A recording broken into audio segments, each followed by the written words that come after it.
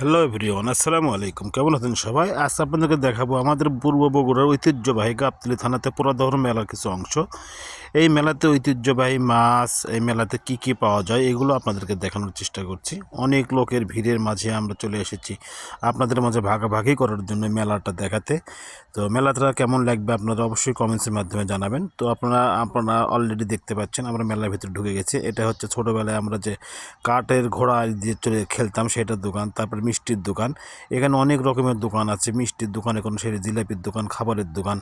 তো আসলে এখানে এই উত্তরবঙ্গের মানুষগুলো অনেকে এই মেলাকে উপভোগ করে। বলতে গেলে এই উত্তরবঙ্গের মানুষগুলো, বিশেষ করে এই মেলা অঞ্চলের মানুষগুলো, এনারা আসলে ঈদকে প্রাধান্য না দিয়ে মেলাকে প্রাধান্য দেয়। তো দেখতে পাচ্ছেন সেই ধারাবাহিকতা কত লোক এখানে এসেছে। এদের একজন লোক মিষ্টি খাচ্ছে, মিষ্টি ভাগাভাগি করে নিচ্ছে। তো আসলে এটা আসলে আনন্দের একটা বহিঃপ্রকাশ। এই মেলাটা আসলে বছরে একবার করে হয়। এই মেলাটার নাম বগুড়া পুরাদহ মেলা। তো এই মেলাতে অনেক রকমের প্রোডাক্ট পাওয়া যায় মাছের। বিশেষ করে মেলাটা মাছের জন্য বিখ্যাত, আর বড় বড় মাছ আকারে মিষ্টি তৈরি করে, সেই জন্য আসলে এই মেলাটা বিখ্যাত। এখানে দেখতে পাচ্ছেন এক ভাই সাক্ষাৎকার নিচ্ছে, মিষ্টি খাচ্ছে। উনি বড় একটা মিষ্টি শিলের মতো, কেমন লাগছে সেই কোন চ্যানেল থেকে আসছে তার একটা সাক্ষাৎকার নিচ্ছে। তো আমিও একটা ভিডিও ফুটেজ নিয়ে নিলাম এই ফাঁকে। তো আমার আসলে সব মিলে মেলাটা ভালোই লেগেছে। আপনাদের কেমন লেগেছে অবশ্যই জানাবেন। এটা আসলে এদের মিষ্টির দোকান। কত রকমের সাজসজ্জা করে বড় বড় মিষ্টি তৈরি করেছেন, ইলিশ মাছের সমান, রুই মাছের সমান দেখতে। আসলে মাছ মনে হচ্ছে, কিন্তু মাছ নয়, এটা মিষ্টি, মাছের আদলে মিষ্টি তৈরি করেছেন। তো আমি আসলে আমার জীবনে দুইবার গিয়েছিলাম, আর এইবার শখ করে ভিডিও করার জন্য মেলাতে গেছি। তো দেখে আমাকে ভালোই লেগেছে, খারাপ লাগেনি। তো আপনাদের কেমন লেগেছে অবশ্যই কমেন্টসের মাধ্যমে জানাবেন। আর এই মেলাতে প্রধান আকর্ষণ যেটা আছে সেটা হলো সামনে যে ভিডিওতে আসবে মাছের জন্য যে বিখ্যাত বলা হয় সে মাছ দেখাবো। তো এখন আসলে বড়ি দেখাচ্ছি। এখানে বড়ি বিক্রি হয়, খুব ভালো ভালো বড়ি পাওয়া যায় কম দামে। তারপরে অনেক রকমের ফুচকার দোকান আছে, চটপটির দোকান আছে, বিশেষ করে খাবারের দোকান। এগুলো অনেক বড় বড় দোকান তৈরি করছে। তো মেলাতে আসলে বেচাকেনা ভালো হয় দেখে সবাই এখানে দোকান করার চেষ্টা করে, যেখানে চটপটি বিক্রি হয়। আসলে অনেক ক্রেতারাও আসে, বিক্রেতারাও অনেক প্রফুল্লভাবে কেনাকাটা করে, মানে বিক্রি করে, আর ক্রেতারা কেনে। তো অনেক মানুষ এখানে, বিশেষ করে এই মেলা অঞ্চলের যে মানুষগুলো আছে, কেউ বাসায় থাকে না, সবাই বাইরে চলে আসে। এখানে ফুলের দোকান। আসলে আমি পুরো মেলাটা আপনাদেরকে একটু একটু করে দেখানোর চেষ্টা করছি মাত্র।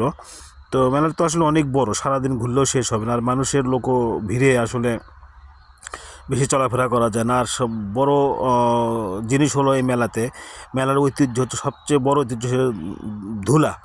আর এদের ছোটোবেলা যে টমটম গাড়ি চালাতাম আমরা, এদের টমটম করেছে, এই লোকটা টমটম গাড়ি বিক্রি। আমরা আমরা অনেক আগে এই গাড়িগুলো 2 টাকাতে কিনতাম, এখন জানি না, এখন মনে হয় 20 টাকা করে দাম। এখানে শরবতের দোকান লাগাইছে।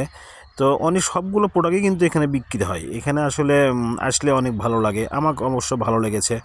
শত প্যারা তাড়াহুড়োর ভেতরে গিয়েছে, ভালো লেগেছে। আর এখন চলে আসলাম মাছের দোকানে।